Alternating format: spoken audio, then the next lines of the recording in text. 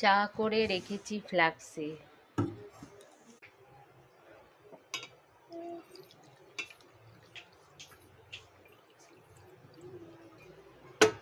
ঢাললাম কাপে। দেখি বুঝতে পেরেছ সর পড়ে গেছে, কিন্তু চাটা এখন গরম নয়। তার আমার ফ্লাক্সে রেখে লাভটা কি হলো? খেতে গিয়ে দেখছি চা গরম নেই। ফ্লাক্স গরম হয়ে যাচ্ছে চা রাখার সময়। এই স্টিলের ফ্লাক্স কিভাবে খারাপ হয়ে যায় ভাই, আমি এটাই ভেবে পাচ্ছি না। দিচ্ছি এখন মাইক্রোওভেনে গরম হতে।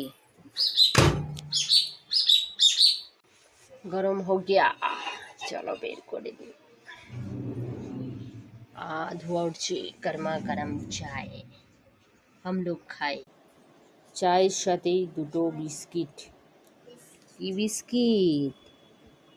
এটা বাদাম বিস্কিট। বলো বাদাম বিস্কিট। কার কার ফেভারিট বাদাম বিস্কিট? কে খাবে? গরম চা, চা আর দুটো বিস্কিট। চলো খেয়ে নিই।